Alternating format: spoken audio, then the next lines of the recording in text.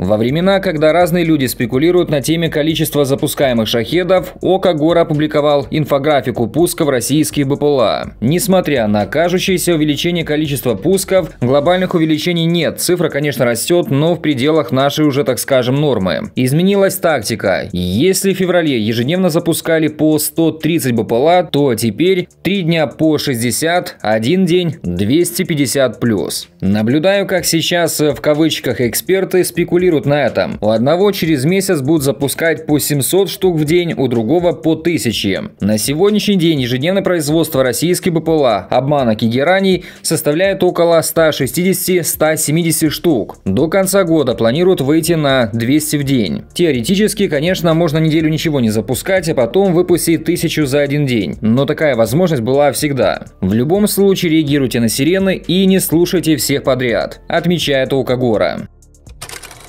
Украинские операторы беспилотников провели успешную операцию на южном направлении. С помощью гексакоптера и сброса боеприпасов им удалось добить мост, который использовался оккупантами. По данным военных, уничтожение этой переправы значительно осложнило снабжение российских войск в этом районе, ограничив передвижение и возможности маневра. И да, лично я еще не видел, чтобы такие мосты уничтожались дронами.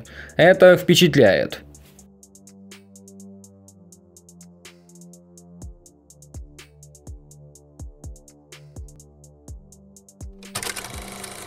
В Забайкальском округе под Читой сегодня загорелся и начал детонировать большой склад боеприпасов. Зампредседателя правительства Забайкальского края, депутат генерал Апахмел Гурулев сообщил, что территория склада оцеплена военными. Пожарные машины туда не пускали, поэтому было принято решение бороться с пожаром с помощью вертолетов. Кроме вертушек, там появился и пожарный поезд. За первый час прозвучало не менее десятка взрывов. По версиям ЧС РФ, якобы горящая сухая трава добралась до неразминированных боеприпасов в поле и устроила движуху. Однако тогда же карта пожаров НАСА показала возгорание аккурат внутри хорошо узнаваемого контура склада БК. Не похоже, чтобы изнуряющие край лесные пожары просто случайно доползли до хранилища. Засомневались в озвученной версии и местные, считающие, что после похожего случая в 2014 году и прочесывания местности никаких случайных неразминированных снарядов там остаться не могло, а значит, детонируют не случайно. На момент записи этого выпуска пожар на складе усилился, и взрывов стало больше.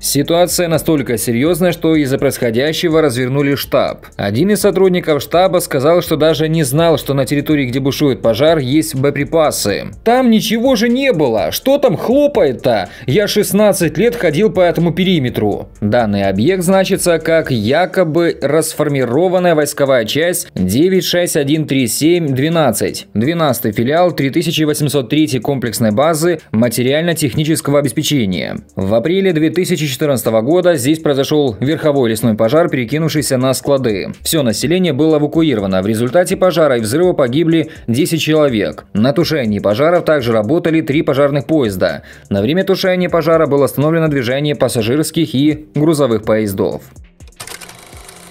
Из-за конфликта с Израилем Иран, вероятно, откажется от обещанных поставок баллистических ракет для Москвы и сосредоточится на собственных запасах. Об этом пишет The Telegraph. Как отмечается в материале, Россия будет вынуждена развивать собственные ракетные программы или полагаться на Северную Корею. При этом западные источники отмечают, что поддержка Ирана в обучении или снабжении данными для производства ударных дронов также может снизиться. Однако проблемы с дронами для Москвы менее критичны. Россия уже самостоятельно производит шахеды. «Шахеды». Тем временем Трамп снова сравнил войну между государствами со ссорой двух детей, на этот раз Израиля и Ирана. Во время брифинга с Рютте президент США заявил, что обеим сторонам нужно дать немного времени, чтобы выпустить пар. Они уже достаточно повоевали, это как двое детей во школьном дворе. Дерутся без остановки. Их невозможно остановить, пока не дадут друг другу по голове. Вот тогда им можно будет вмешаться, сказал Трамп. Это, как знаете, не первое подобное сравнение от Трампа. Раньше он называл Зеленского и Путина детьми в парке, которые должны подраться, чтобы все стало на свои места.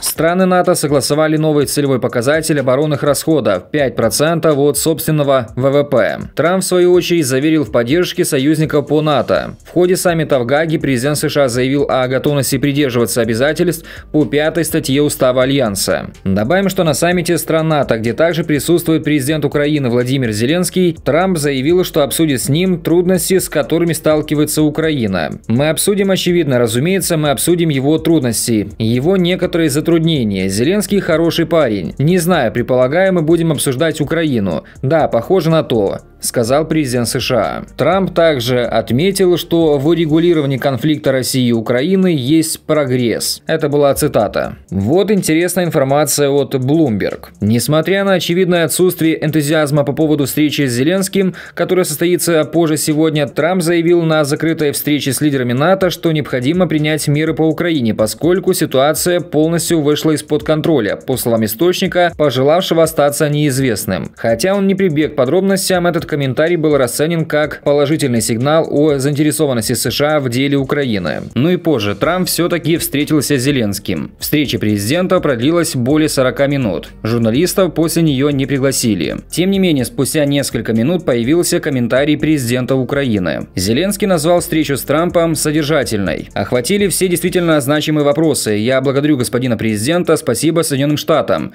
Говорили о том, как добиться прекращения огня и подлинного мира. Говорили о том, как защитить наших людей. Ценим внимание и готовность помогать приближению мира, написал президент. Позже появились комментарии Трампа. Возможно, у Путина есть территориальные амбиции за пределами Украины, сказал президент США. При этом он говорит, что Путин якобы хотел бы выйти из войны в Украине, поскольку это большая проблема для него. Я считаю Путина человеком, введенным в заблуждение, он запутался. Трамп сказал, что не обсуждал с Зеленским прекращение огня в Украине. Я просто хотел узнать, как у него дела. У нас были тяжелые времена, но он был очень милым, я был рад видеть его. Это была чудесная встреча. Думаю, это отличное время, чтобы прекратить войну. Возможно, я поговорю с президентом Путиным, чтобы прекратить войну. И, пожалуй, самое интересное заявление. Очень важно, чтобы деньги, выделяемые НАТО в Украине, были потрачены на оружие и оборудование, а не на бюрократию. Как вы знаете, лучшее военное оборудование в США, сказал Трамп. Надеюсь, что это намек на разрешение продажи нам оружия. Кстати, сегодня генсек НАТО Марко Рютте сказал, что в этом году